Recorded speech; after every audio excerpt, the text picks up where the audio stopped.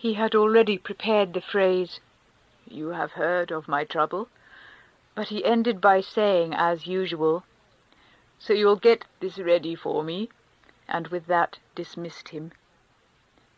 The other person was the doctor, who had also a kindly feeling for him, but there had long existed a taciturn understanding between them that both were weighed down by work and always in a hurry. Of his women friends, foremost amongst them Countess Lydia Ivanovna, Alexey Alexandrovitch never thought. All women, simply as women, were terrible and distasteful to him. Chapter 22. Alexey Alexandrovitch had forgotten the Countess Lydia Ivanovna, but she had not forgotten him. At the bitterest moment of his lonely despair she came to him, and without waiting to be announced, walked straight into his study. She found him as he was sitting with his head in both hands. "J'ai faussé la consigne," she said, walking in with rapid steps and breathing hard with excitement and rapid exercise. "I have heard all. Alexey Alexandrovitch, dear friend," she went on, warmly squeezing his hand in both of hers and gazing with her fine, pensive eyes into his. Alexey Alexandrovitch, frowning, got up, and disengaging his hand, moved her a chair. "Won't you sit down, Countess? I'm seeing no one because I am unwell, Countess," he said, and his lips twitched. "Dear friend," repeated Countess Lydia Ivanovna, never taking her eyes off his, and suddenly her eyebrows rose at the inner corners, describing a triangle on her forehead. Her ugly yellow face became still uglier, but Alexey Alexandrovitch felt that she was sorry for him and was preparing to cry. And he too was softened. He snatched her plump hand and proceeded to kiss it. "Dear friend," she said in a voice breaking with emotion, "you ought not to give way to grief. Your sorrow is a great one, but you ought to find consolation." "I am crushed. I am annihilated. I am no longer a man," said Alexey Alexandrovitch, letting go her hand, but still gazing into her brimming eyes. "My position is so awful because I can find nowhere. I cannot find within me the strength to support me." "You will find support. Seek it. Not in me, though I beseech you to believe in my friendship," she said with a sigh. "Our support is love, that love that he has vouchsafed us.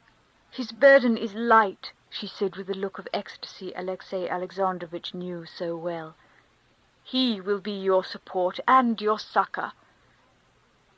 Although there was in these words a flavour of that sentimental emotion at her own lofty feelings, and that new mystical fervour which had lately gained ground in Petersburg, and which seemed to Alexey Alexandrovitch disproportionate, it was still pleasant to him to hear this now. "I am weak. I am crushed. I foresaw nothing. Now I understand nothing." "Dear friend," repeated Lydia Ivanovna. "It's not the loss of what I have not now, it's not that," pursued Alexey Alexandrovitch. "I do not grieve for that, but I cannot help feeling humiliated before other people for the position I am placed in. It is wrong, but I can't help it. I can't help it." "Not you it was performed, that noble act of forgiveness, at which I was moved to ecstasy, and everyone else too, but he, working within your heart," said Countess Lydia Ivanovna, raising her eyes rapturously. "And so you cannot be ashamed of your act." Alexey Alexandrovitch knitted his brows, and crooking his hands he cracked his fingers. "One must know all the facts," he said in his thin voice. "A man's strength has its limits, Countess, and I have reached my limits. The whole day I have had to be making arrangements. arrangements about my household matters arising," he emphasized the word arising, "from my new solitary position. The servants, the governess, the accounts, these pinpricks have stabbed me to the heart, and I have not the strength to bear it. At dinner, yesterday, I was almost getting up from the dinner table. I could not bear the way my son looked at me. He did not ask me the meaning of it all, but he wanted to ask, and I could not bear the look in his eyes. He was afraid to look at me. But that is not all." Alexey Alexandrovitch would have referred to the bill that had been brought him, but his voice shook and he stopped. That bill on blue paper, for a hat and ribbons, he could not recall without a rush of self-pity. "I understand, dear friend," said Lydia Ivanovna. "I understand it all. Succor and comfort you will not find in me, though I have come only to aid you if I can. If I could take from off you all these petty, humiliating cares. I understand that a woman's word, a woman's superintendence is needed. You will entrust it to me?" Silently and gratefully, Alexey Alexandrovitch pressed her hand. "Together we will take care of Seryozha. Practical affairs are not my strong point, but I will set to work. I will be your housekeeper. Don't thank me. I do it not from myself. I cannot help thanking you. But, dear friend, do not give way to the feeling of which you spoke, being ashamed of what is the Christian's highest glory. He who humbles himself shall be exalted. And you cannot thank me. You must thank him, and pray to him for succor. In him alone we find peace, consolation, salvation, and love," she said, and turning her eyes heavenwards, she began praying, as Alexey Alexandrovitch gathered from her silence. Alexey Alexandrovitch listened to her now, and those expressions which had seemed to him, if not distasteful, at least exaggerated, now seemed to him natural and consolatory. Alexey Alexandrovitch had disliked this new enthusiastic fervor. He was a believer who was interested in religion primarily in its political aspect, and the new doctrine which ventured upon several new interpretations, just because it paved the way to discussion and analysis, was in principle disagreeable to him. He had hitherto taken up a cold and even antagonistic attitude to this new doctrine, and with Countess Lydia Ivanovna, who had been carried away by it, he had never argued, but by silence had assiduously parried her at attempts to provoke him into argument. Now, for the first time, he heard her words with pleasure, and did not inwardly oppose them. "I am very, very grateful to you, both for your deeds and for your words," he said, when she had finished praying. Countess Lydia Ivanovna once more pressed both her friend's hands. "Now I will enter upon my duties," she said, with a smile after a pause, as she wiped away the traces of tears. "I am going to Seryozha. Only in the last extremity shall I apply to you," and she got up and went out. Countess Lydia Ivanovna went into Seryozha's part of the house, and dropping tears on the scared child's cheeks, she told him that his father was a saint and his mother was dead. Countess Lydia Ivanovna kept her promise. She did actually take upon herself the care of the organization and management of Alexey Alexandrovitch's household. But she had not overstated the case when saying that practical affairs were not her strong point. All her arrangements had to be modified because they could not be carried out, and they were modified by Kornei, Alexey Alexandrovitch's valet, who, though no one was aware of the fact, now managed Karenin's household. and quietly and discreetly reported to his master while he was dressing all it was necessary for him to know. But Lydia Ivanovna's help was none the less real. She gave Alexey Alexandrovitch moral support in the consciousness of her love and respect for him, and still more, as it was soothing to her to believe, in that she almost turned him to Christianity. That is, from an indifferent and apathetic believer, she turned him into an ardent and steadfast adherent of the new interpretation of Christian doctrine, which had been gaining ground of late in Petersburg. It was easy for Alexey Alexandrovitch to believe in this teaching. Alexey Alexandrovitch, like Lydia Ivanovna indeed, and others who shared their views, was completely devoid of vividness of imagination, that spiritual faculty in virtue of which the conceptions evoked by the imagination become so vivid that they must needs be in harmony with other conceptions and with actual fact. He saw nothing impossible and inconceivable in the idea that death, though existing for unbelievers, did not exist for him, and that, as he was possessed of the most perfect faith, of the measure of which he was himself the judge, therefore there was no sin in his soul, and he was experiencing complete salvation here on earth. It is true that the erroneousness and shallowness of this conception of his faith was dimly perceptible to Alexey Alexandrovitch, and he knew that when, without the slightest idea that his forgiveness was the action of a higher power, he had surrendered directly to the feeling of forgiveness, he had felt more happiness than now when he was thinking every instant that Christ was in his heart, and that in signing official papers he was doing his will. But for Alexey Alexandrovitch it was a necessity to think in that way. It was such a necessity for him in his humiliation to have some elevated standpoint, however imaginary, from which, looked down upon by all, he could look down on others, that he clung, as to his one salvation, to his delusion of salvation. Chapter 23.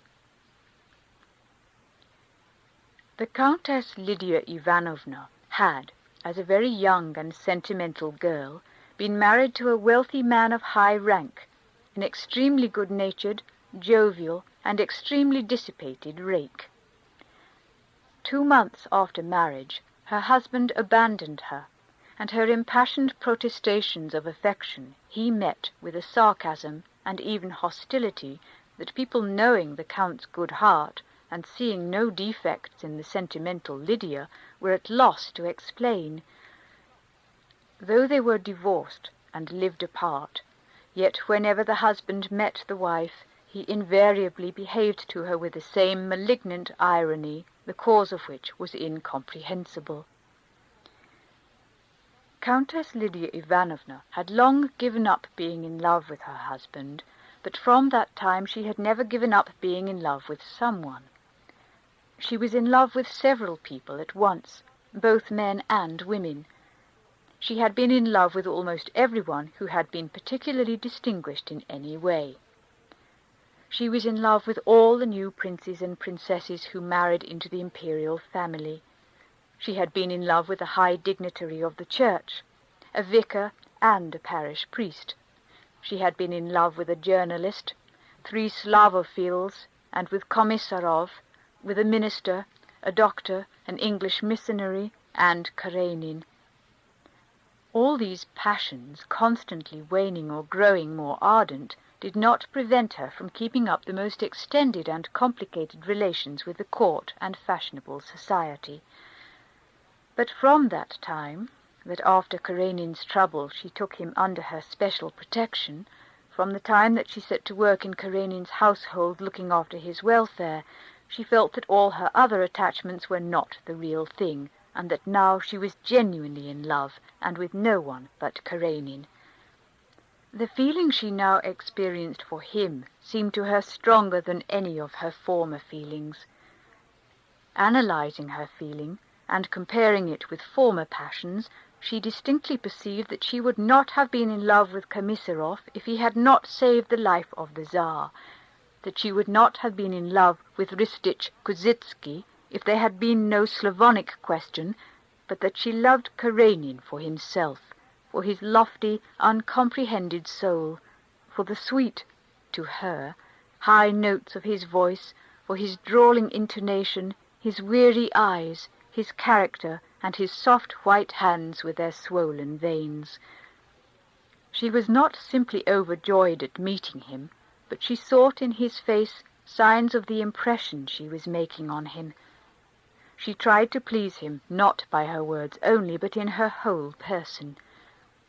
For his sake it was that now she lavished more care on her dress than before. She caught herself in reveries on what might have been if she had not been married and he had been free. She blushed with emotion when he came into the room, and could not repress a smile of rapture when he said anything amiable to her. For several days now, Countess Lydia Ivanovna had been in a state of intense excitement. She had learned that Anna and Vronsky were in Petersburg. Alexey Alexandrovitch must be saved from seeing her.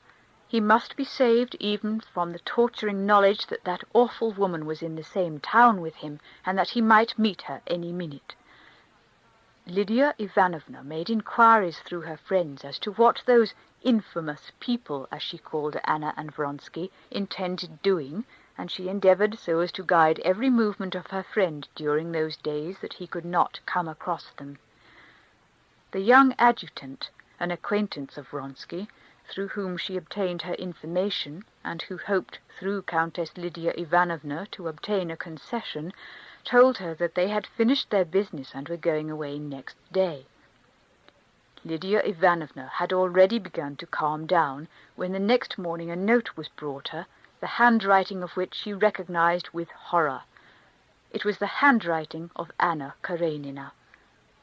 The envelope was of paper as thick as bark. On the oblong yellow paper there was a huge monogram, and the letter smelt of agreeable scent. Who brought it? A commissionaire from the hotel. It was some time before Countess Lydia Ivanovna could sit down to read the letter. Her excitement brought on an attack of asthma to which she was subject. When she had recovered her composure, she read the following letter in French. Madame la Comtesse, the Christian feelings with which your heart is filled give me the, I feel, unpardonable boldness to write to you. I am miserable at being separated from my son. I entreat permission to see him once before my departure. Forgive me for recalling myself to your memory. I apply to you and not to Alexey Alexandrovitch simply because I do not wish to cause that generous man to suffer in remembering me. Knowing your friendship for him, I know you will understand me. Could you send Seryozha to me, or should I come to the house at some fixed hour, or will you let me know when and where I could see him away from home? I do not anticipate a refusal, knowing the magnanimity of him with whom it rests. You cannot conceive the craving I have to see him, and so cannot conceive the gratitude your help will arouse in me. Anna. Everything in this letter exasperated Countess Lydia Ivanovna. Its contents and the allusion to magnanimity, and especially its free and easy, as she considered, tone.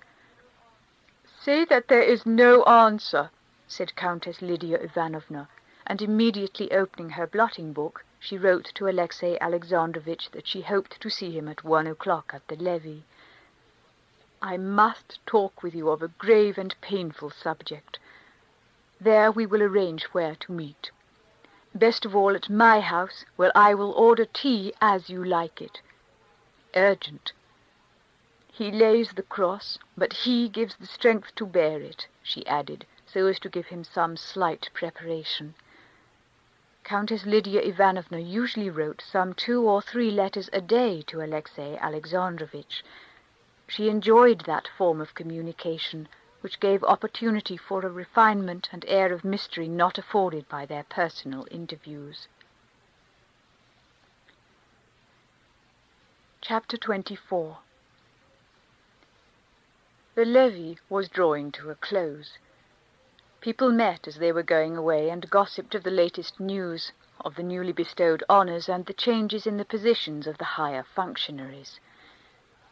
"If only Countess Maria Borisovna were Minister of War, and Princess Vatkovskaya were Commander-in-Chief," said a grey-headed little old man in a gold-embroidered uniform, addressing a tall, handsome maid of honour who had questioned him about the new appointments. "And me among the adjutants," said the maid of honour, smiling. "You have an appointment already. You're over the ecclesiastical department, and your assistant's Karenin." "Good day, Prince," said the little old man to a man who came up to him. "What were you saying of Karenin?" said the prince. "He and Putyatov have received the Alexander Nevsky." "I thought he had it already." "No, just look at him," said the little old man, pointing with his embroidered hat to Karenin, in a court uniform with the new red ribbon across his shoulders, standing in the doorway of the hall with an influential member of the Imperial Council. "Pleased and happy as a brass farthing," he added, stopping to shake hands with a handsome gentleman of the bedchamber of colossal proportions. "No, he's looking older," said the gentleman of the bedchamber. "From overwork. He's always drawing up projects nowadays. He won't let a poor devil go nowadays till he's explained it all to him under heads." "Looking older, did you say? Il fait des passions. I believe Countess Lydia Ivanovna's jealous now of his wife." "Oh, come now, please don't say harm of Countess Lydia Ivanovna." "Why? Is there any harm in her being in love with Karenin?" "But is it true Madame Karenina's here?" "Well, not here in the palace, but in Petersburg. I met her yesterday with Alexei Vronsky. Bras dessous, in the Moskva. C'est un homme qui n'a pas," the gentleman of the bedchamber was beginning, but he stopped to make room, bowing for a member of the imperial family to pass. Thus people talked incessantly of Alexei Alexandrovitch, finding fault with him and laughing at him, while he, blocking up the way of the member of the Imperial Council he had captured, was explaining to him point by point his new financial project, never interrupting his discourse for an instant for fear he should escape. Almost at the same time that his wife left Alexei Alexandrovitch, there had come to him that bitterest moment in the life of an official, the moment when his upward career comes to a full stop. This full stop had arrived, and everyone perceived it, but Alexei Alexandrovitch himself was not yet aware that his career was over.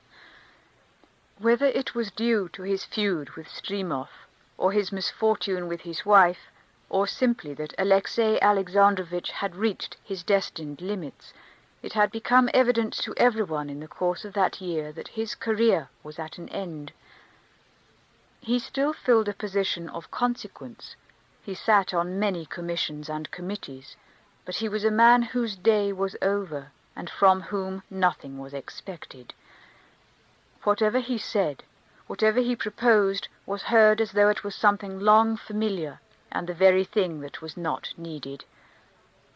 But Alexei Alexandrovitch was not aware of this, and on the contrary, being cut off from direct participation in governmental activity, he saw more clearly than ever the errors and defects in the action of others, and thought it his duty to point out means for their correction. Shortly after his separation from his wife, he began writing his first note on the new judicial procedure, the first of the endless series of notes he was destined to write in the future. Alexei Alexandrovitch did not merely fail to observe his hopeless position in the official world. He was not merely free from anxiety on this head, He was positively more satisfied than ever with his own activity. He that is unmarried careth for the things that belong to the Lord, how he may please the Lord. But he that is married careth for the things that are of the world, how he may please his wife, says the Apostle Paul. And Alexey Alexandrovitch, who was now guided in every action by Scripture, often recalled this text. It seemed to him that ever since he had been left without a wife, he had in these very projects of reform been serving the Lord more zealously than before. The unmistakable impatience of the member of the council trying to get away from him did not trouble Alexey Alexandrovitch. He gave up his exposition only when the member of the council, seizing his chance when one of the imperial family was passing, slipped away from him. Left alone, Alexey Alexandrovitch looked down, collecting his thoughts, then looked casually about him and walked towards the door where he hoped to meet Countess Lydia Ivanovna. "And how strong they all are, how sound physically," thought Alexey Alexandrovitch, looking at the powerfully built gentleman of the bedchamber with his well-combed, perfumed whiskers, and at the red neck of the prince, pinched by his tight uniform. He had to pass them on his way. "Truly, it is said that all the world is evil," he thought, with another sidelong glance at the calves of the gentleman of the bedchamber. Moving forward deliberately, Alexey Alexandrovitch bowed with his customary air of weariness and dignity to the gentleman who had been talking about him, and looking towards the door, his eyes sought Countess Lydia Ivanovna. "Ah, Alexey Alexandrovitch," said the little old man, with a malicious light in his eyes, at the moment when Karenin was on a level with them, and was nodding with a frigid gesture.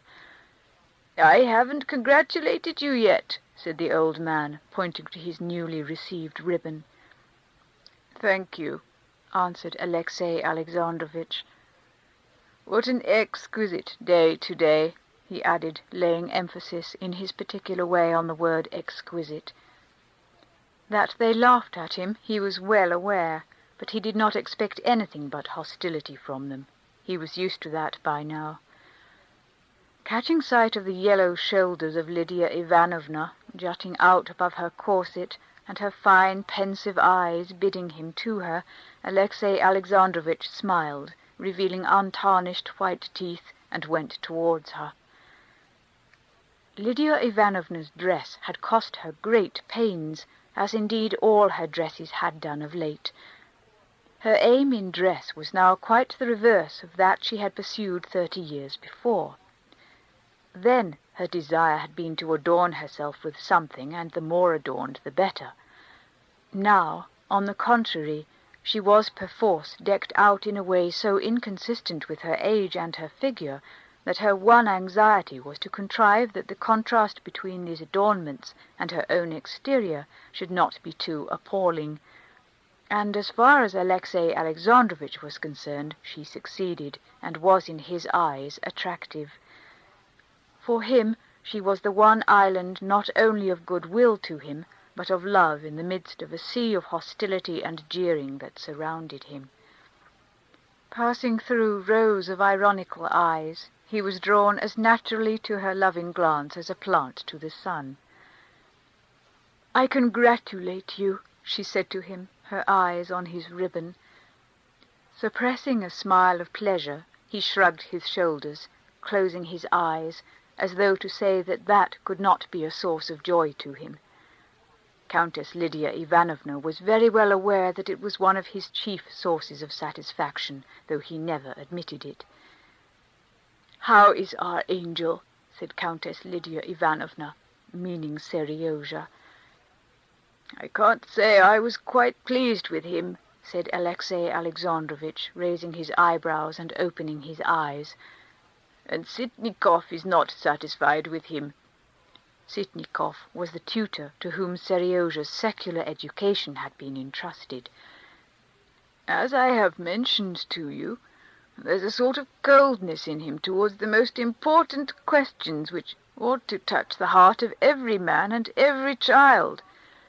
Alexey Alexandrovitch began expounding his views on the sole question that interested him besides the service, the education of his son.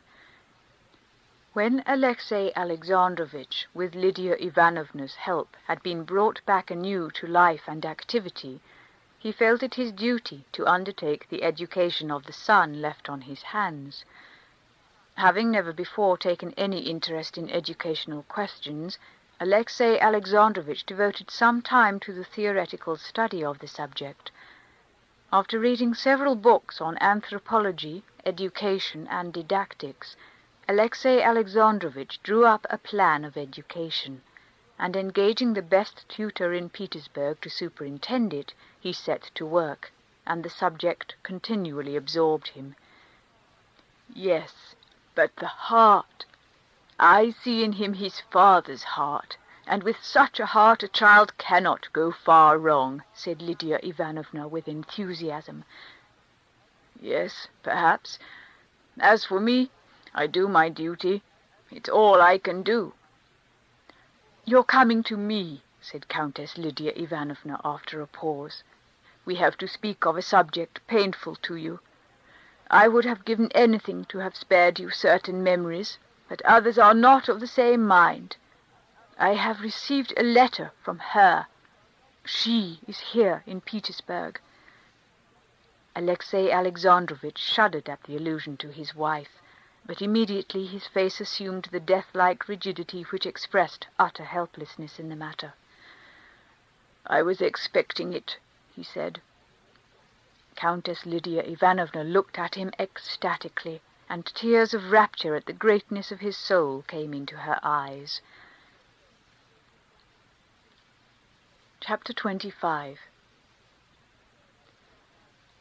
When Alexey Alexandrovitch came into the Countess Lydia Ivanovna's snug little boudoir, decorated with old china and hung with portraits, the lady herself had not yet made her appearance. She was changing her dress. A cloth was laid on a round table, and on it stood a china tea-service and a silver spirit-lamp and tea-kettle. Alexey Alexandrovitch looked idly about the endless familiar portraits which adorned the room, and sitting down to the table, he opened a New Testament lying upon it. The rustle of the Countess's silk skirt drew his attention off. "Well now, we can sit quietly," said Countess Lydia Ivanovna, slipping hurriedly with an agitated smile between the table and the sofa, "and talk over our tea." After some words of preparation, Countess Lydia Ivanovna, breathing hard and flushing crimson, gave into Alexey Alexandrovitch's hands the letter she had received. After reading the letter, he sat a long while in silence. "I don't think I have the right to refuse her," he said, timidly lifting his eyes. "Dear friend, you never see evil in anyone." "On the contrary, I see that all is evil. But whether it is just—" His face showed irresolution and a seeking for counsel, support, and guidance in a matter he did not understand. "No," Countess Lydia Ivanovna interrupted him. "There are limits to everything. I can understand immorality," she said, not quite truthfully, since she never could understand that which leads women to immorality. "But I don't understand cruelty. To whom? To you. How can she stay in the town where you are? No, the longer one lives, the more one learns, and I'm learning to understand your loftiness and her baseness." "Who is to throw a stone?" said Alexey Alexandrovitch, unmistakably pleased with the part he had to play. "I have forgiven all, and so I cannot deprive her of what is exacted by love in her, by her love for her son." "But is that love, my friend? Is it sincere? Admitting that you have forgiven, that you forgive, have we the right to work on the feelings of that angel? He looks on her as dead. He prays for her, and beseeches God to have mercy on her sins, and it is better so. But now what will he think? "I had not thought of that," said Alexey Alexandrovitch, evidently agreeing. Countess Lydia Ivanovna hid her face in her hands and was silent. She was praying. "If you ask my advice," she said, having finished her prayer and uncovered her face, "I do not advise you to do this. Do you suppose I don't see how you are suffering, how this has torn open your wounds? But supposing that, as always, you don't think of yourself, what can it lead to? To fresh suffering for you, to torture for the child. If there were a trace of humanity left in her, she ought not to wish for it herself. No, I have no hesitation in saying I advise not, and if you will entrust it to me, I will write to her." And Alexey Alexandrovitch consented, and Countess Lydia Ivanovna sent the following letter in French. "Dear Madame, to be reminded of you might have results for your son in leading to questions on his part which could not be answered without implanting in the child's soul a spirit of censure towards what should be for him sacred, and therefore I beg you to interpret your husband's refusal in the spirit of Christian love. I pray to Almighty God to have mercy on you. Countess Lydia." This letter attained the secret object which Countess Lydia Ivanovna had concealed from herself. It wounded Anna to the quick. For his part, Alexey Alexandrovitch, on returning home from Lydia Ivanovna's, could not at all that day concentrate himself on his usual pursuits, and find that spiritual peace of one saved and believing which he had felt of late. The thought of his wife, who had so greatly sinned against him, and towards whom he had been so saintly, as Countess Lydia Ivanovna had so justly told him, ought not to have troubled him, but he was not easy. He could not understand the book he was reading. He could not drive away harassing recollections of his relations with her, of the mistake which, as it now seemed, he had made in regard to her. The memory of how he had received her confession of infidelity on their way home from the races, especially that he had insisted only on the observance of external decorum and had not sent a challenge, tortured him like a remorse. He was tortured, too, by the thought of the letter he had written her, and, most of all, his forgiveness, which nobody wanted, and his care of the other man's child made his heart burn with shame and remorse. And just the same feeling of shame and regret he felt now, as he reviewed all his past with her, recalling the awkward words in which, after long wavering, he had made her an offer. "But how have I been to blame?" he said to himself. And this question always excited another question in him, whether they felt differently, did their loving and marrying differently, these Vronskys and Oblonskys, these gentlemen of the bedchamber with their fine calves. And there passed before his mind a whole series of these mettlesome, vigorous, self-confident men, who always and everywhere drew his inquisitive attention in spite of himself. He tried to dispel these thoughts. He tried to persuade himself that he was not living for this transient life, but for the life of eternity, and that there was peace and love in his heart. But the fact that he had in this transient, trivial life made, as it seemed to him, a few trivial mistakes, tortured him as though the eternal salvation in which he believed had no existence. But this temptation did not last long, and soon there was re-established once more in Alexey Alexandrovitch's soul the peace and the elevation by virtue of which he could forget what he did not want to remember. Chapter 26.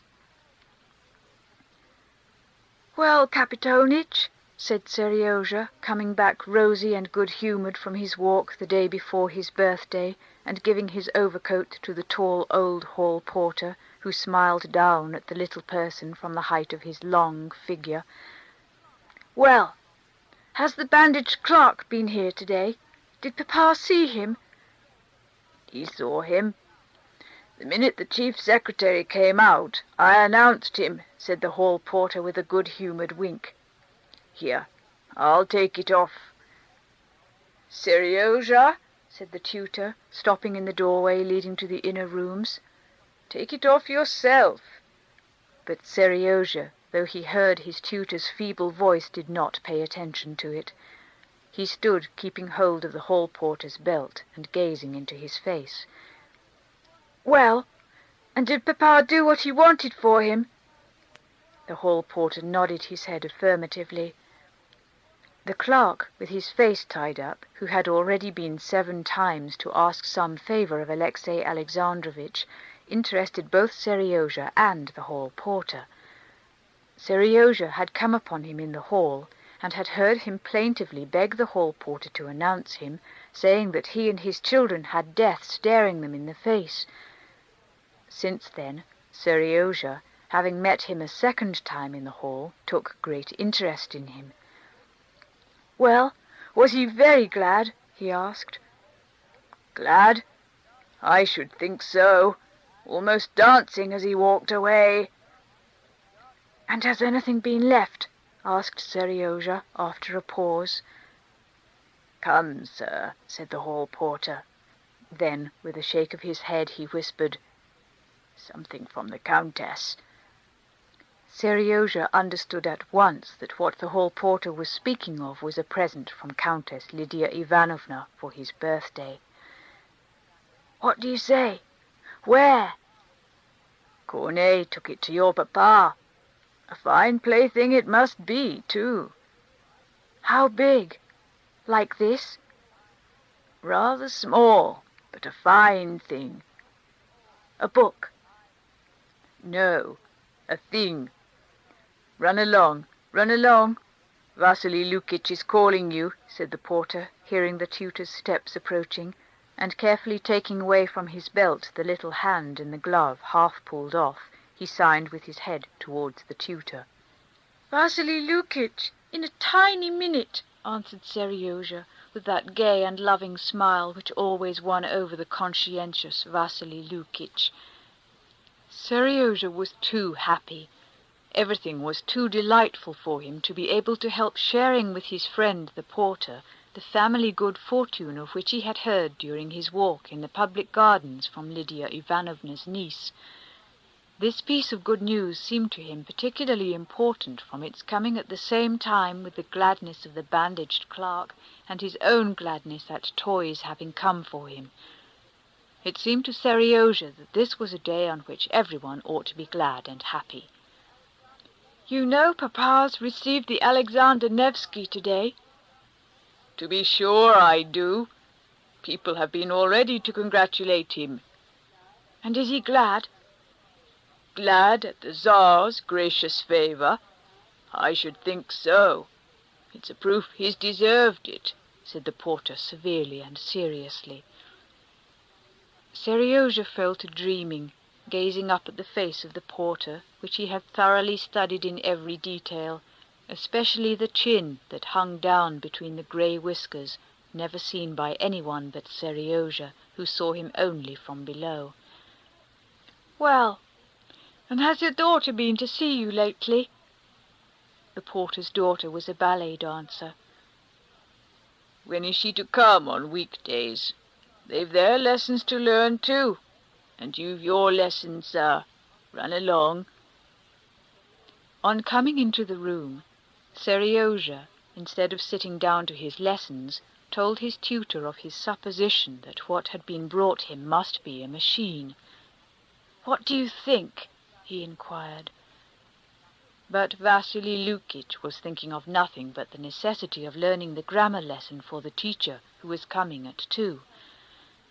"No, do just tell me, Vasily Lukitch," he asked suddenly when he was seated at their work-table with the book in his hands. "What is greater than the Alexander Nevsky? You know Papa's received the Alexander Nevsky?" Vasily Lukitch replied that the Vladimir was greater than the Alexander Nevsky. "And higher still?" "Well, Highest of all is the Andrei Povozveny. And higher than the Andrei? I don't know. What? You don't know? And Seryozha, leaning on his elbows, sank into deep meditation. His meditations were of the most complex and diverse character. He imagined his father's having suddenly been presented with both the Vladimir and the Andrei today, and in consequence being much better tempered at his lesson, and dreamed how, when he was grown up, he would himself receive all the orders, and what they might invent higher than the Andrei. His meditations were of the most complex and diverse character. He imagined his father's having suddenly been presented with both the Vladimir and the Andrei today, and in consequence being much better tempered at his lesson, and dreamed how, when he was grown up, he would himself receive all the orders, and what they might invent higher than the Andrei. Directly any order were invented, he would win it. They would make a higher one still, and he would immediately win that too. The time passed in such meditations, and when the teacher came, the lesson about the adverbs of place and time and manner of action was not ready, and the teacher was not only displeased but hurt. This touched Seryozha. He felt he was not to blame for not having learned the lesson. However much he tried, he was utterly unable to do that. As long as the teacher was explaining to him, he believed him and seemed to comprehend, but as soon as he was left alone, he was positively unable to recollect and to understand that the short and familiar word suddenly is an adverb of manner of action. Still, he was sorry that he had disappointed the teacher. He chose a moment when the teacher was looking in silence at the book. "Mikhail Ivanitch, when is your birthday?" he asked all of a sudden. "You'd much better be thinking about your work. Birthdays are of no importance to a rational being. It's a day like any other day on which one has to do one's work." Seryozha looked intently at the teacher, at his scanty beard, at his spectacles which had slipped down below the ridge on his nose, and fell into so deep a reverie that he heard nothing of what the teacher was explaining to him. He knew that the teacher did not think what he said. He felt it from the tone in which it was said.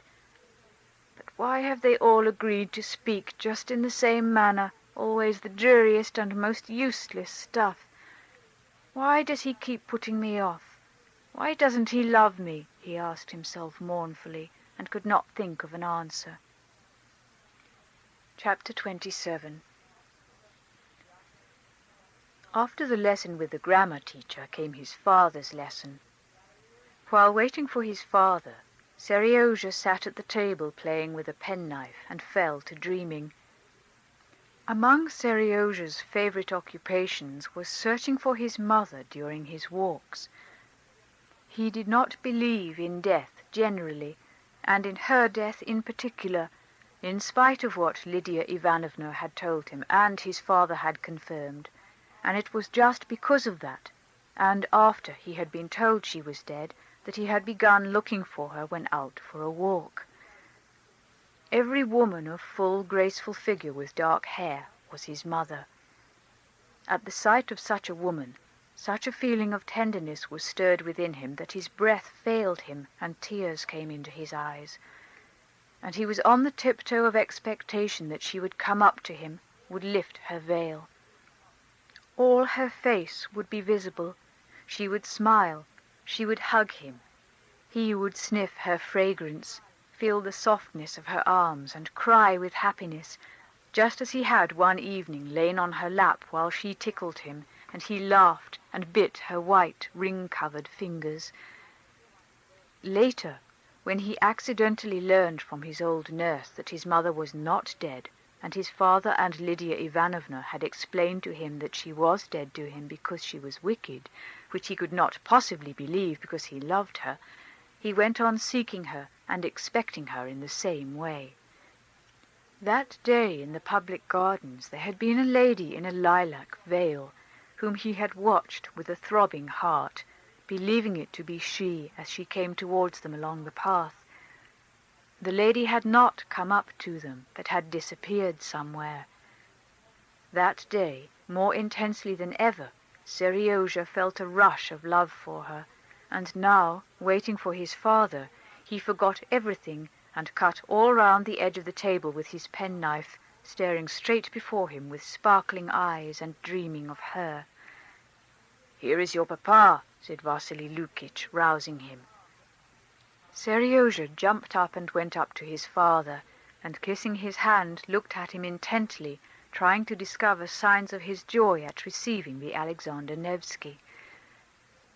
"Did you have a nice walk?" said Alexey Alexandrovitch, sitting down in his easy chair, pulling the volume of the Old Testament to him and opening it.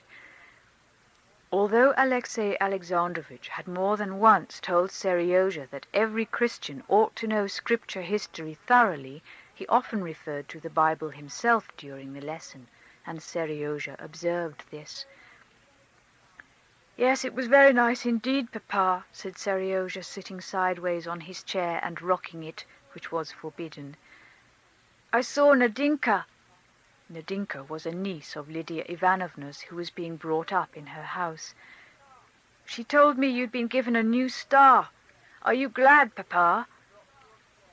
"First of all, don't rock your chair, please," said Alexey Alexandrovitch. "And secondly, it's not the reward that's precious, but the work itself. And I could have wished you understood that. If you now are going to work, to study in order to win a reward, then the work will seem hard to you. But when you work—" Alexey Alexandrovitch, as he spoke, thought of how he had been sustained by a sense of duty through the wearisome labor of the morning, consisting of signing 180 papers. "Loving your work, you will find reward in it."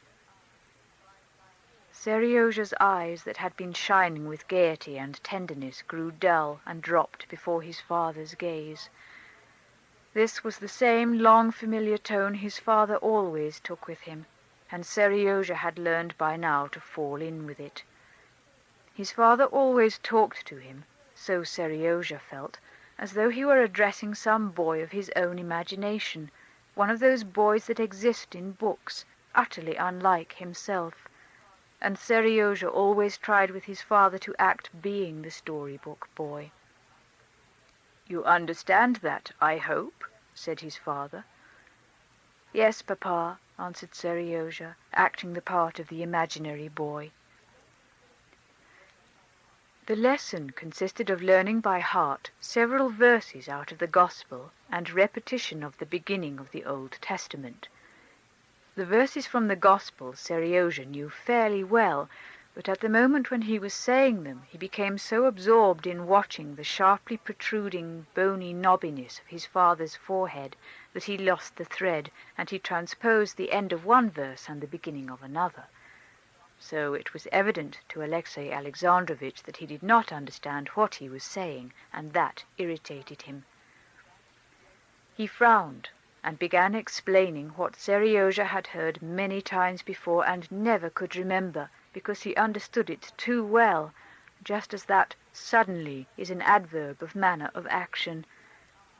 Seryozha looked with scared eyes at his father, and could think of nothing but whether his father would make him repeat what he had said, as he sometimes did, and this thought so alarmed Seryozha that he now understood nothing. But his father did not make him repeat it, and passed on to the lesson out of the Old Testament. Seryozha recounted the events themselves well enough, but when he had to answer questions as to what certain events prefigured, he knew nothing, though he had already been punished over this lesson. The passage at which he was utterly unable to say anything, and began fidgeting and cutting the table and swinging his chair, was where he had to repeat the patriarchs before the flood. He did not know one of them, except Enoch, who had been taken up alive to heaven. Last time he had remembered their names, but now he had forgotten them utterly, chiefly because Enoch was the personage he liked best in the whole of the Old Testament, and Enoch's translation to heaven was connected in his mind with a whole long train of thought, in which he became absorbed now while he gazed with fascinated eyes at his father's watch-chain and a half-unbuttoned button on his waistcoat. In death, of which they talked to him so often, Seryozha disbelieved entirely. He did not believe that those he loved could die, above all that he himself would die. That was to him something utterly inconceivable and impossible. But he had been told that all men die. He had asked people, indeed, whom he trusted, and they too had confirmed it. His old nurse, too, said the same, though reluctantly. But Enoch had not died, and so it followed that everyone did not die. And why cannot anyone else so serve God and be taken alive to heaven, thought Seryozha. Bad people, that is, those Seryozha did not like, they might die, but the good people might all be like Enoch. Well, what are the names of the patriarchs? Enoch, Enos. But you have said that already. This is bad, Seryozha, very bad. If you don't try to learn what is more necessary than anything for a Christian, said his father, getting up, whatever can interest you. I am displeased with you, and Pyotr Ignatitch, this was the most important of his teachers, is displeased with you. I shall have to punish you. His father and his teacher were both displeased with Seryozha, and he certainly did learn his lessons very badly, but still it could not be said he was a stupid boy. On the contrary, he was far cleverer than the boys his teacher held up as examples to Seryozha. In his father's opinion, he did not want to learn what he was taught. In reality, he could not learn that.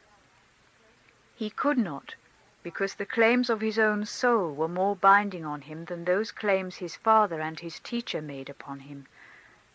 Those claims were in opposition, and he was in direct conflict with his education. He was 9 years old. He was a child, but he knew his own soul. It was precious to him. He guarded it as the eyelids guard the eye, and without the key of love he let no one into his soul.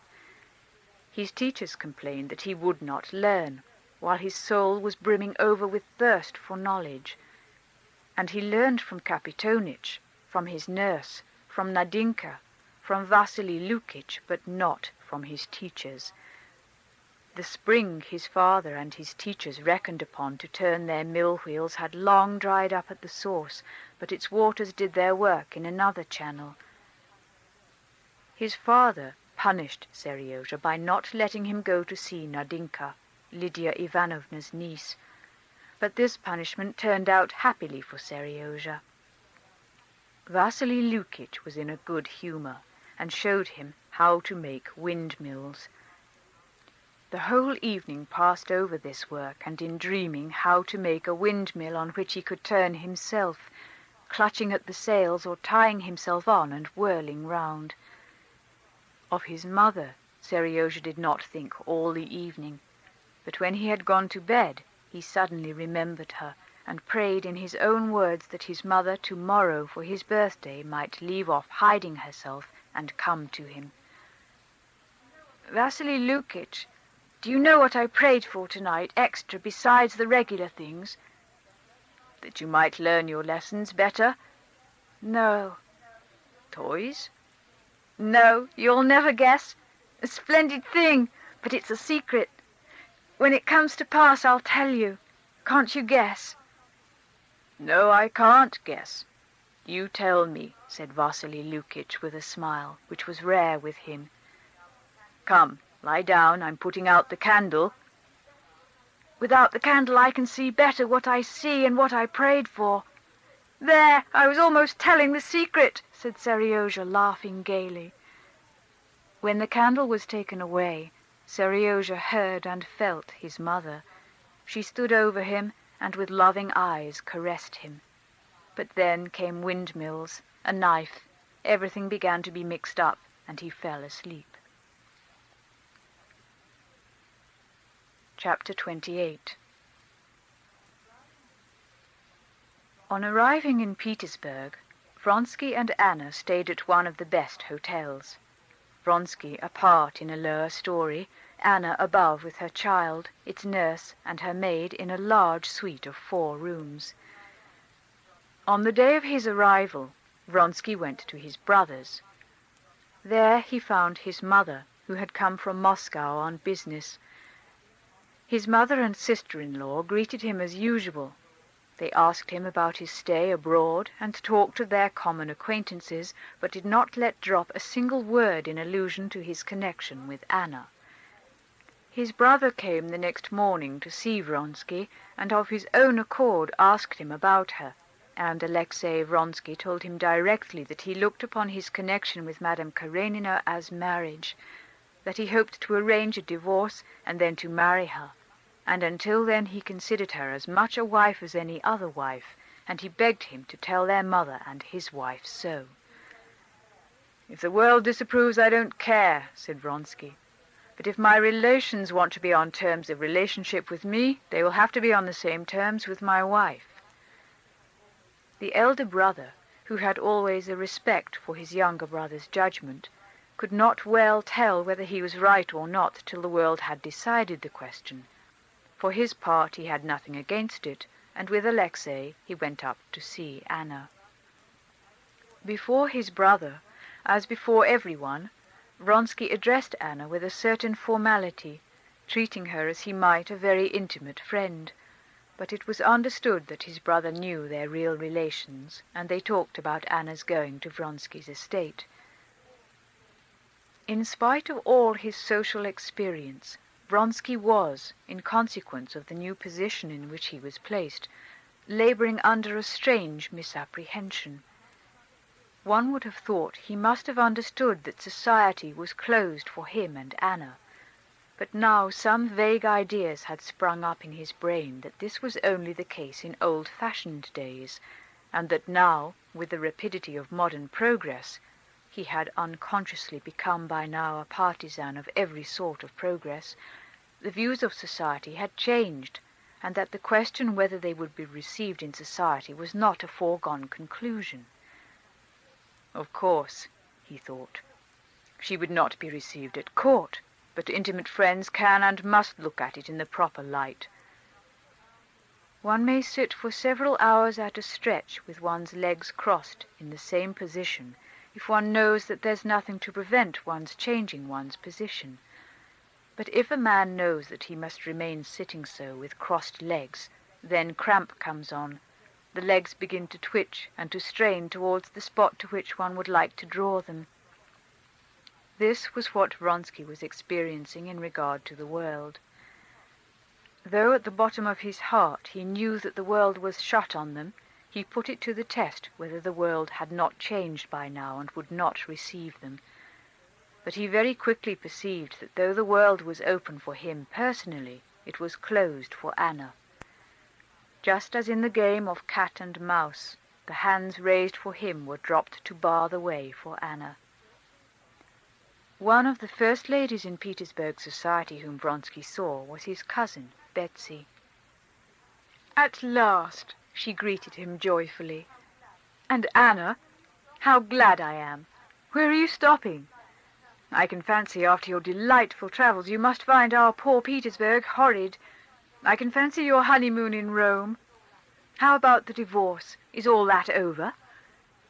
Vronsky noticed that Betsy's enthusiasm waned when she learned that no divorce had as yet taken place. "People will throw stones at me, I know," she said, "but I shall come and see Anna. Yes, I shall certainly come.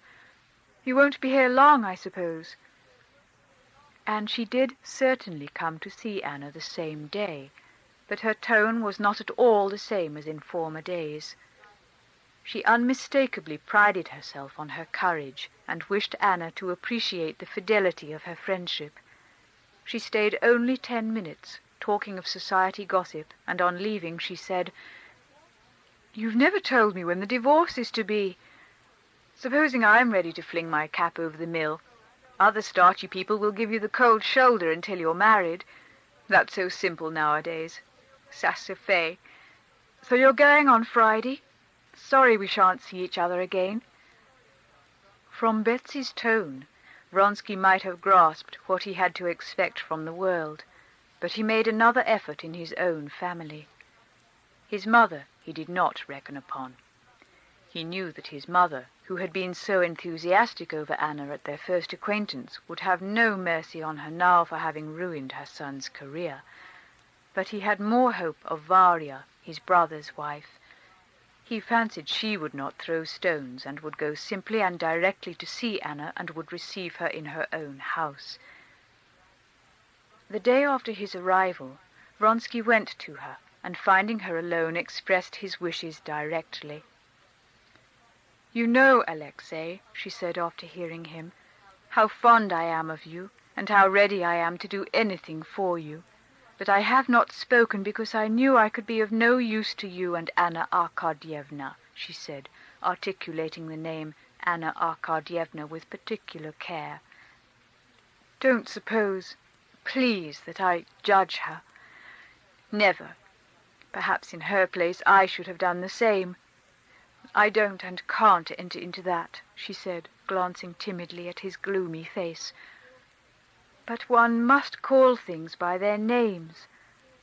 You want me to go and see her, to ask her here, and to rehabilitate her in society. But do understand that I cannot do so. I have daughters growing up, and I must live in the world for my husband's sake. Well, I'm ready to come and see Anna Arkadyevna. She will understand that I can't ask her here, or I should have to do so in such a way that she would not meet people who look at things differently. That would offend her. I can't raise her—" "Oh, I don't regard her as fallen more than hundreds of women you do receive," Vronsky interrupted her still more gloomily, and he got up in silence, understanding that his sister-in-law's decision was not to be shaken. "Alexei, don't be angry with me. Please understand that I'm not to blame," began Varya, looking at him with a timid smile. "I'm not angry with you," he said, still as gloomily. "But I'm sorry in two ways. I'm sorry, too, that this means breaking up our friendship. If not breaking up, at least weakening it. You will understand that for me, too, it cannot be otherwise." And with that he left her. Vronsky knew that further efforts were useless, and that he had to spend these few days in Petersburg as though in a strange town, avoiding every sort of relation with his own old circle, in order not to be exposed to the annoyances and humiliations which were so intolerable to him. One of the most unpleasant features of his position in Petersburg was that Alexei Alexandrovitch and his name seemed to meet him everywhere. He could not begin to talk of anything without the conversation turning on Alexei Alexandrovitch. He could not go anywhere without risk of meeting him. So at least it seemed to Vronsky, just as it seems to a man with a sore finger that he is continually, as though on purpose, grazing his sore finger on everything. Their stay in Petersburg was the more painful to Vronsky that he perceived all the time a sort of new mood that he could not understand in Anna. At one time she would seem in love with him, and then she would become cold, irritable, and impenetrable.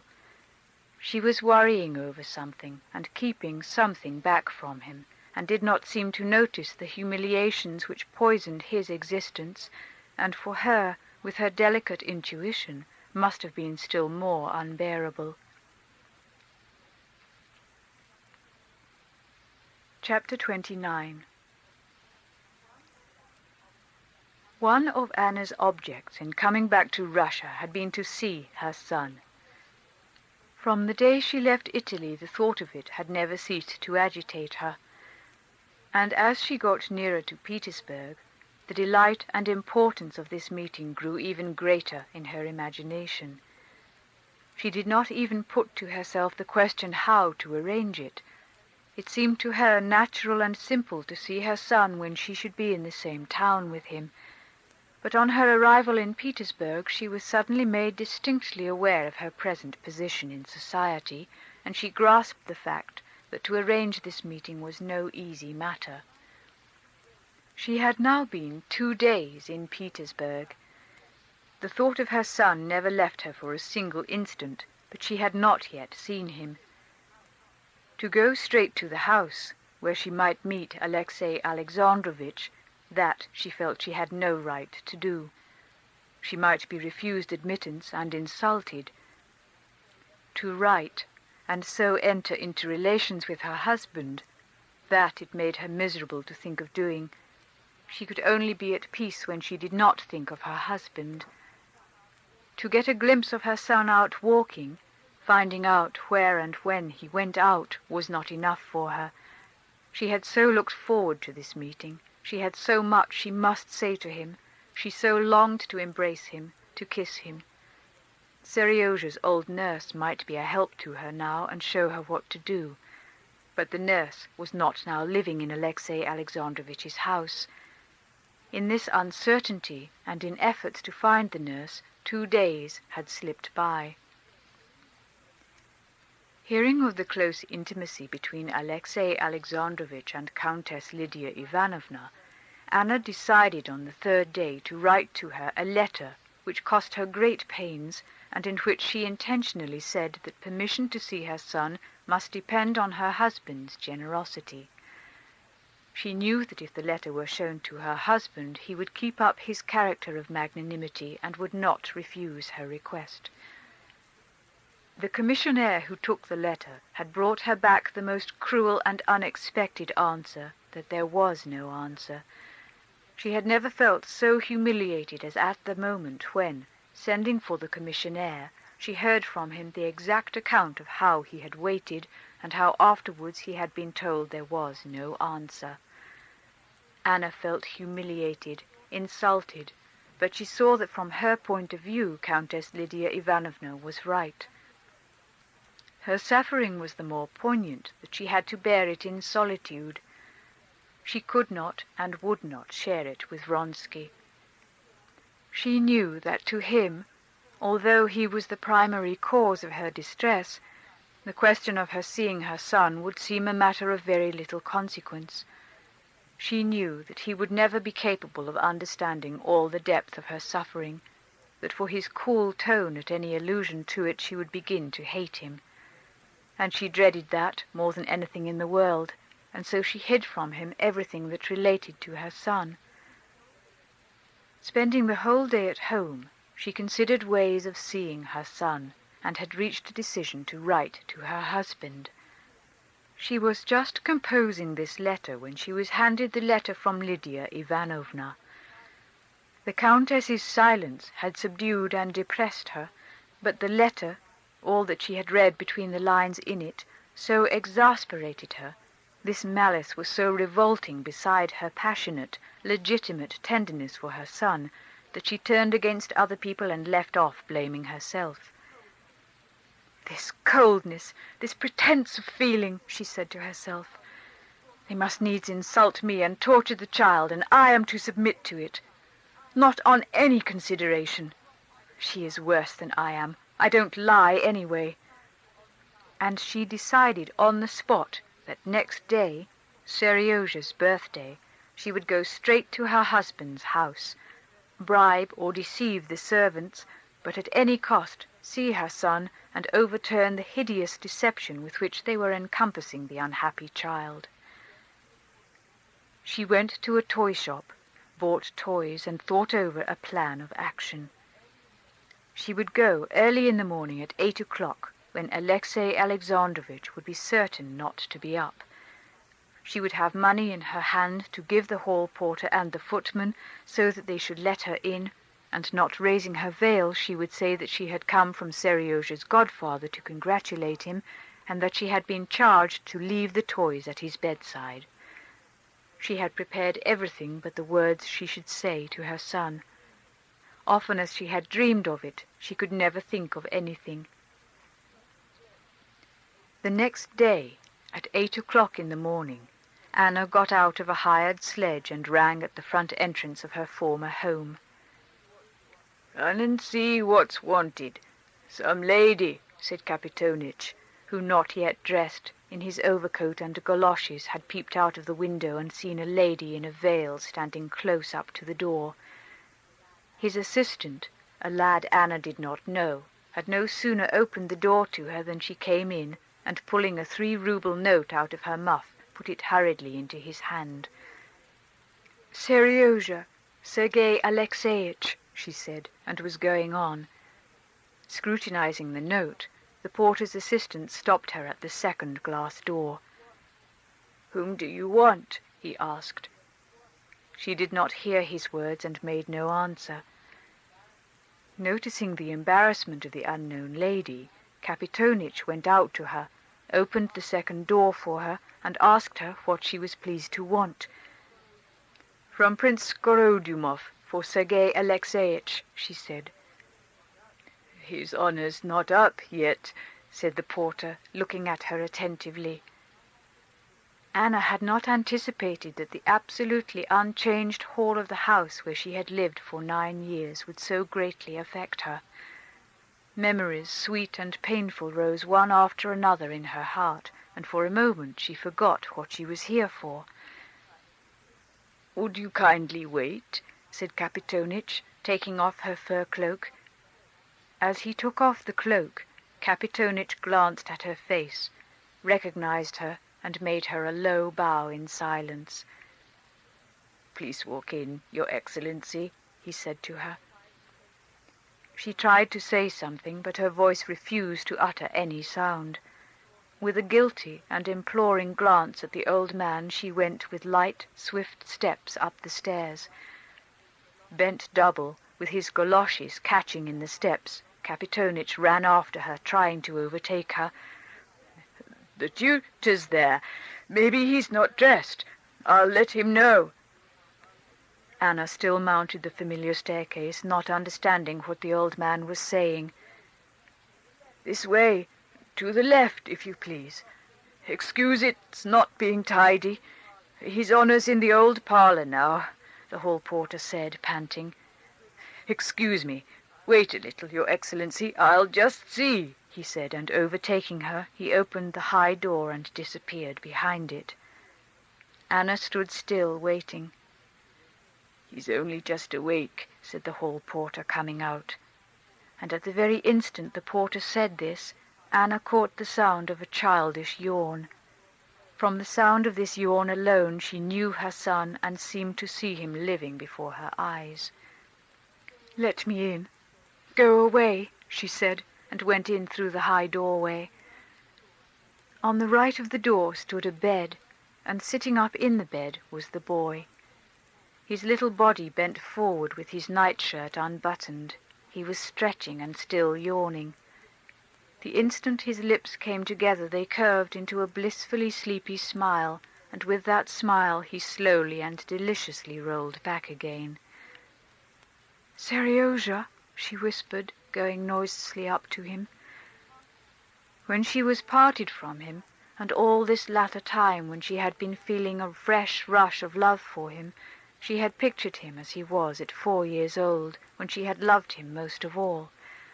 Now he was not even the same as when she had left him. He was still further from the 4-year-old baby, more grown and thinner. How thin his face was, how short his hair was, what long hands, how he had changed since she left him. But it was he, with his head, his lips, his soft neck and broad little shoulders. "Seryozha," she whispered just in the child's ear. He raised himself again on one elbow, turned his tangled head from side to side as though looking for something, and opened his eyes. Slowly and inquiringly he looked for several seconds at his mother standing motionless before him, then all at once he smiled a blissful smile, and shutting his eyes, rolled not backwards, but towards her, into her arms. "Seryozha, my darling boy," she said, breathing hard and putting her arms round his plump little body. "Mother!" he said, wriggling about in her arms so as to touch her hands with different parts of him. Smiling sleepily still with closed eyes, he flung his fat little arms round her shoulders, rolled towards her with the delicious sleepy warmth and fragrance that is only found in children, and began rubbing his face against her neck and shoulders. "I know," he said, opening his eyes. "It's my birthday today. I knew you'd come. I'll get up directly." And saying that, he dropped asleep. Anna looked at him hungrily. She saw how he had grown and changed in her absence. She knew and did not know the bare legs so long now that were thrust out below the quilt, those short-cropped curls on his neck in which she had so often kissed him. She touched all this and could say nothing. Tears choked her. "What are you crying for, Mother?" he said, waking completely up. "Mother, what are you crying for?" he cried in a tearful voice. "I won't cry. I'm crying for joy. It's so long since I've seen you." I won't," she said, gulping down her tears and turning away. "Come, it's time for you to dress now," she added after a pause, and never letting go his hands, she sat down by his bedside on the chair where his clothes were put ready for him. "How do you dress without me? How—" She tried to begin talking simply and cheerfully, but she could not, and again she turned away. "I don't have a cold bath. Papa didn't order it. And you've not seen Vasily Lukitch? He'll come in soon. Why, you're sitting on my clothes!" And Seryozha went off into a peal of laughter. She looked at him and smiled. "Mother, darling, sweet one!" he shouted, flinging himself on her again and hugging her. It was as though only now, on seeing her smile, he fully grasped what had happened. "I don't want that on," he said, taking off her hat. And, as it were, seeing her afresh without her hat, he fell to kissing her again. "But what did you think about me? You didn't think I was dead." "I never believed it." "You didn't believe it, my sweet?" I knew," he repeated his favorite phrase, and snatching the hand that was stroking his hair, he pressed the open palm to his mouth and kissed it. Chapter 30. Meanwhile, Vasily Lukitch had not at first understood who this lady was, and had learned from their conversation that it was no other person than the mother who had left her husband, and whom he had not seen, as he had entered the house after her departure. He was in doubt whether to go in or not, or whether to communicate with Alexey Alexandrovitch. Reflecting finally that his duty was to get Seryozha up at the hour fixed, and that it was therefore not his business to consider who was there, the mother or anyone else, but simply to do his duty, he finished dressing, went to the door and opened it. But the embraces of the mother and child, the sound of their voices and what they were saying, made him change his mind. He shook his head, and with a sigh he closed the door. "I'll wait another 10 minutes," he said to himself, clearing his throat and wiping away tears. Among the servants of the household there was an intense excitement all this time. All had heard that their mistress had come, and that Kapitonich had let her in, and that she was even now in the nursery, and that their master always went in person to the nursery at 9 o'clock, and everyone fully comprehended that it was impossible for the husband and wife to meet, and that they must prevent it. Cornet, the valet, going down to the hall porter's room, asked who had let her in, and how it was he had done so, and ascertaining that Kapitonich had admitted her and shown her up, he gave the old man a talking to. The hall porter was doggedly silent, but when Cornet told him he ought to be sent away, Kapitonich darted up to him, and waving his hands in Cornet's face, began, "Oh, yes, to be sure, you'd have not let her in. After 10 years' service and never a word but of kindness, and there you'd be up and say, 'Be off! Go along, get away with you!' Oh, yes, you're a shrewd one at politics, I dare say. You don't need to be taught how to swindle a master and to filch fur coats." "Soldier," said Cornet contemptuously, and he turned to the nurse who was coming in. "Here, what do you think, Marya Efimovna?" "He let her in without a word to anyone," Cornet said, addressing her. "Alexey Alexandrovitch will be down immediately and go into the nursery." "A pretty business, said the nurse. "You, Corney Vassilievich, you'd best keep him some way or other, the master, while I'll run and get her away somehow. A pretty business." When the nurse went into the nursery, Seryozha was telling his mother how he and Nadinka had had a fall in sledging downhill and had turned over 3 times. She was listening to the sound of his voice, watching his face and the play of expression on it, touching his hand, but she did not follow what he was saying. She must go, she must leave him. This was the only thing she was thinking and feeling. She heard the steps of Vasily Lukitch coming up to the door and coughing. She heard, too, the steps of the nurse as she came near, but she sat like one turned to stone, incapable of beginning to speak or to get up. "Mistress, darling," began the nurse, going up to Anna and kissing her hands and shoulders. "God has brought joy indeed to our boy on his birthday. You aren't changed one bit." "Oh, nurse dear, I didn't know you were in the house," said Anna, rousing herself for a moment. "I'm not living here. I'm living with my daughter. I came for the birthday, Anna Arkadyevna, darling." The nurse suddenly burst into tears and began kissing her hand again.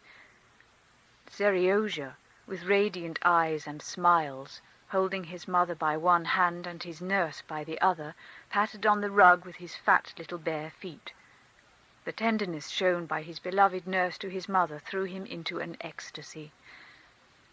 "Mother, she often comes to see me, and when she comes—" he was beginning, but he stopped, noticing that the nurse was saying something in a whisper to his mother, and that in his mother's face there was a look of dread and something like shame, which was so strangely unbecoming to her.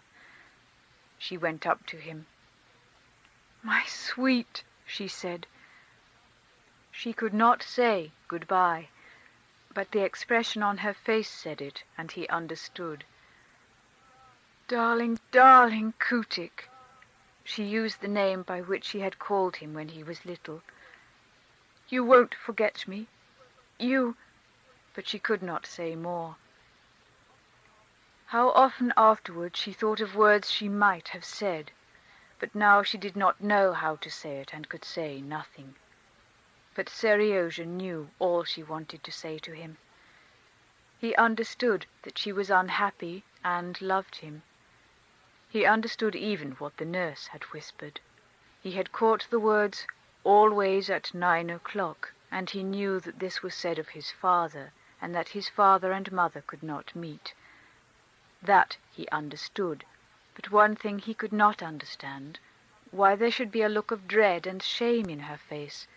She was not in fault, but she was afraid of him and ashamed of something. He would have liked to put a question that would have set at rest this doubt, but he did not dare. He saw that she was miserable, and he felt for her. Silently he pressed close to her and whispered, "Don't go yet. He won't come just yet." The mother held him away from her to see what he was thinking, what to say to him, and in his frightened face she read not only that he was speaking of his father, but, as it were, asking her what he ought to think about his father. "Seryozha, my darling," she said, "love him. He's better and kinder than I am, and I have done him wrong. When you grow up you will judge." "There's no one better than you," he cried in despair through his tears, and clutching her by the shoulders, he began squeezing her with all his force to him, his arms trembling with the strain. "My sweet, my little one," said Anna, and she cried as weakly and childishly as he. At that moment the door opened. Vasily Lukitch came in. At the other door there was the sound of steps, and the nurse in a scared whisper said, "He's coming," and gave Anna her hat. Seryozha sank onto the bed and sobbed, hiding his face in his hands. Anna removed his hands, once more kissed his wet face, and with rapid steps went to the door. Alexey Alexandrovitch walked in, meeting her. Seeing her, he stopped short and bowed his head. Although she had just said he was better and kinder than she, in the rapid glance she flung at him, taking in his whole figure in all its details, feelings of repulsion and hatred for him and jealousy over her son took possession of her. With a swift gesture she put down her veil and, quickening her pace, almost ran out of the room. She had not time to undo, so she carried back with her the parcel of toys she had chosen the day before in the toy shop with such love and sorrow.